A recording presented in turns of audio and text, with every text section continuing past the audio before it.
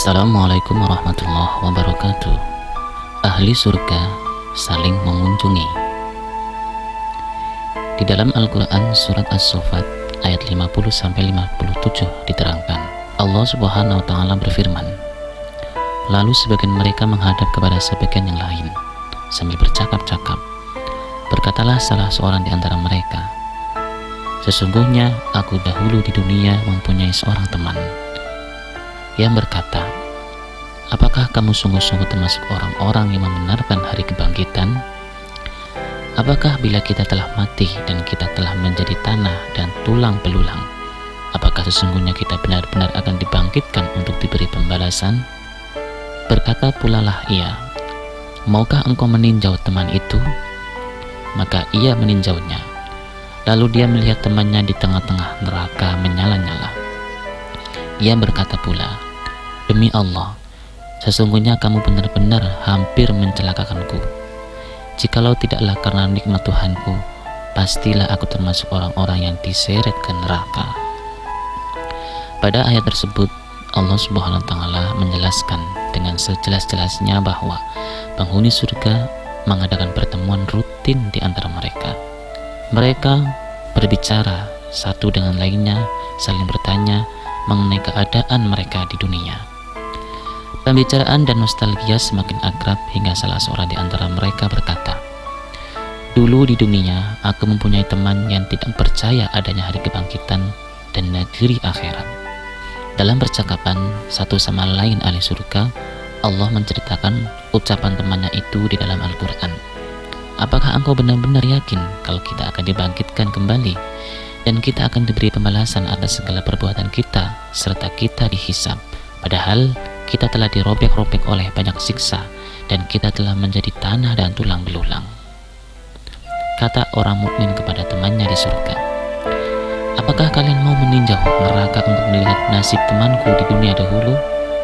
Begitulah yang terjadi. Dalam hal ini ada beberapa poin yang harus kita ketahui. Poin yang pertama dari Ibnu Abbas, bahwa ucapan di atas adalah ucapan para malaikat berkata kepada orang-orang yang bernostalgia tersebut, maukah kalian pergi ke neraka?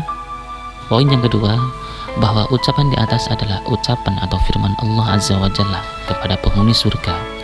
Allah Subhanahu wa Ta'ala berfirman kepada ahli surga, maukah kalian melihat-lihat neraka? Dalam hal ini, pendapat yang benar adalah pendapat yang mengatakan bahwa ucapan di atas adalah ucapan orang mukmin kepada teman-temannya. Diriwayatkan, antara surga dan neraka terdapat banyak lubang. Jika orang mukmin ingin melihat musuhnya di dunia dahulu, maka ia melihatnya dari beberapa lubang tersebut. Tatkala dikatakan kepada penghuni surga, maukah kalian meninjau penghuni neraka? Maka mereka menjawab, engkau lebih tahu daripada kami dalam masalah ini. Tinjaulah engkau sendiri. Saat itu pula, ia melihat temannya berada di dalam neraka jahim. Sekiranya Allah tidak memperkenalkan temannya tersebut kepadanya, maka tidak mampu mengenalinya lagi. Sebab wajah dan warna kulitnya telah berubah. Siksaan di neraka telah merubah segala-galanya. Pada saat itu, orang tersebut berkata, demi Allah, sesungguhnya kamu benar-benar hampir mencelakakanku. Jikalau tidak karena nikmat Tuhanku, pastilah aku termasuk orang-orang yang diseret ke neraka. Artinya bahwa engkau nyaris membinasakanku. Kalaulah tidak karena nikmat Allah yang diberikan kepadaku, pasti aku terseret denganmu. Bismillahirrahmanirrahim. Wa aqbala ba'duhum ala ba'di yatasaalun. Qalu inna kunna qablu fi ahlina musyfiqin. Famanallahu alaina wa waqana 'adzabas samum. Inna kunna min qablu nad'uhu innahu huwal barrur rahim. Shadaqallahul azim. Dan sebagian mereka menghadap kepada sebagian yang lain saling tanya-menanya. Mereka berkata, sesungguhnya kami dahulu sewaktu berada di tengah-tengah keluarga kami merasa takut akan diazab. Maka Allah memberi karunia kepada kami dan memelihara kami dari azab neraka. Sesungguhnya kami dahulu menyembahnya. Sesungguhnya dialah yang melimpahkan kebaikan lagi maha penyayang. Diriwayatkan bahwa Rasulullah SAW pernah ditanya, Apakah penghuni surga bisa saling kunjung mengunjungi sesama mereka? Sabda Rasulullah SAW, penghuni surga kelas atas bisa mengunjungi penghuni surga kelas bawah. Penghuni surga kelas bawah tidak bisa mengunjungi penghuni surga kelas atas, kecuali orang-orang yang saling bercinta karena Allah semata. Mereka bebas pergi kemana saja yang mereka sukai dengan mengendarai onta.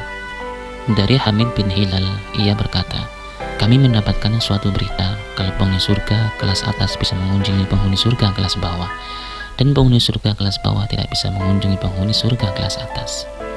Rasulullah SAW telah bersabda, Inna ahlal jannati yatazawaruna 'alan najaibi. Sesungguhnya penghuni surga bisa saling mengunjungi dengan mengendarai unta.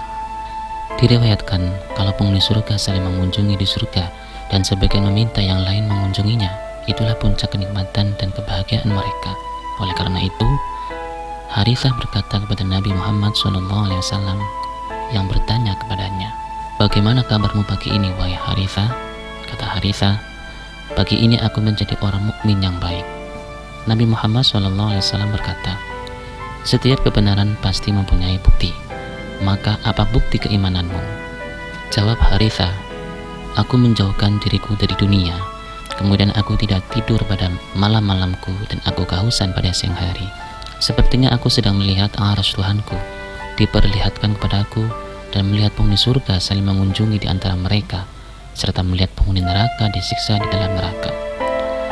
Sabda Nabi Muhammad SAW, ia adalah seorang hamba yang hatinya disinari Allah. Di dalam riwayat, jika penghuni surga telah memasuki surga, maka setiap saudara merindukan saudara yang lain.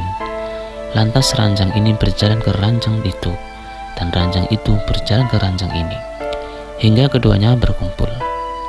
Salah seorang dari keduanya berkata, tahukah engkau kapan Allah memberi ampunan kepada kita? Jawab temannya, ketika kita sedang berada di salah satu tempat, kita berdoa kepada Allah, kemudian Allah memberi ampunan kepada kita. Dari Syafi bin Mani bahwa Rasulullah SAW telah bersabda, sesungguhnya di antara nikmat penghuni surga bahwa mereka bisa saling mengunjungi dengan mengendarai kuda dan unta. Mereka datang ke surga dengan mengendarai kuda yang menggunakan pelana dan tali kekang. Kuda tersebut tidak kencing dan tidak pula mengeluarkan kotoran. Mereka mengendarainya hingga tiba di satu tempat yang hanya diketahui oleh Allah Azza wa Jalla. Di tempat tersebut didatangkan kepada mereka semacam awan dan di dalamnya terdapat apa yang tidak pernah dilihat oleh mata dan tidak pernah didengar oleh telinga. Mereka berkata, berilah kami hujan. Hujan pun turun kepada mereka hingga suatu saat reda dengan memberikan apa yang di luar keinginan mereka. Kemudian Allah mengirim angin yang tidak membahayakan, kemudian menghamburkan bukit pasir kasturi di sebelah kanan dan kiri mereka. Tiba-tiba ada wanita yang memanggil sebagian di antara mereka, wahai hamba Allah, tidakkah engkau menginginkan kami? Orang tersebut menjawab, engkau siapa? Wanita tersebut menjawab, aku istrimu dan kekasihmu. Orang tersebut berkata, aku sama sekali tidak tahu tempatmu. Kata wanita tersebut, apakah engkau tidak tahu kalau Allah telah berfirman, seorang pun tidak mengetahui apa yang disembunyikan untuk mereka, yaitu bermacam-macam nikmat yang menyedapkan pandangan mata sebagai balasan terhadap apa yang telah mereka kerjakan. Orang tersebut menjawab, ya betul demi Tuhanku. Kemudian orang tersebut sibuk berduaan dengan istrinya selama 40 tahun. Selama jangka waktu tersebut, ia tidak berpaling dari istrinya karena kenikmatan dan kemuliaan yang ia dapatkan padanya. Di dalam riwayat diterangkan, sesungguhnya penghuni surga saling kunjung mengunjungi sesama penghuni surga dengan mengendarai unta hitam dan pelana di atasnya. Ujung kukunya menyemburkan debu kasturi. Salah satu tali kendalinya lebih baik daripada dunia dan seisinya. Diriwayatkan suatu hari Nabi Muhammad SAW pernah bertanya kepada malaikat Jibril mengenai maksud ayat berikut. Dan ditiuplah sangkakala, maka matilah siapa yang ada di langit dan di bumi, kecuali siapa yang dikehendaki Allah. Kemudian ditiupkan sangkakala itu sekali lagi, maka tiba-tiba mereka berdiri menunggu putusannya masing-masing. Kata Jibril, yang dikecualikan tersebut adalah para syuhada, Allah membangkitkan mereka dengan menghunus pedang-pedangnya di sekitar arasy-Nya. Lalu datanglah ke tempat mereka malaikat dari padang mahsyar dengan mengendarai unta dari mutiara yakut. Tali kendalinya bermata putih dengan pelana emas. Lehernya sundus dan istabraq.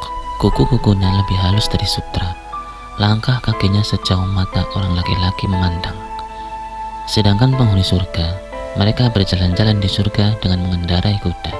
Setelah sekian lama mereka berjalan, mereka berkata, "Mari kita kembali ke tempat kita semula untuk melihat bagaimana Allah mengadili hamba-hambanya."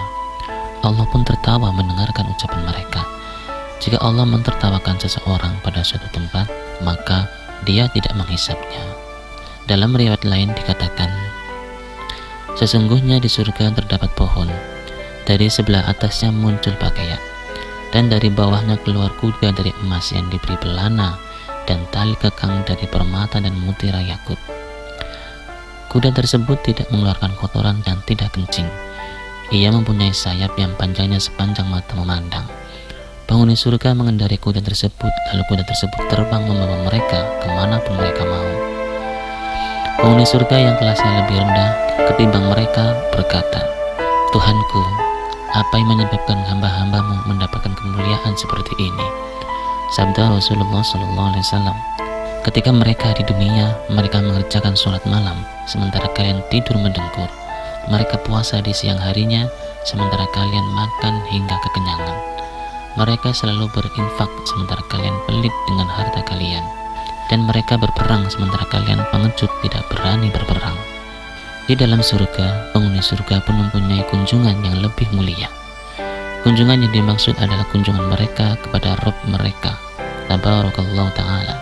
Saat itu Allah Tabarakallahu Ta'ala memperlihatkan wajahnya kepada mereka, mendengarkan suaranya kepada mereka, dan menghalalkan keridhoannya kepada mereka.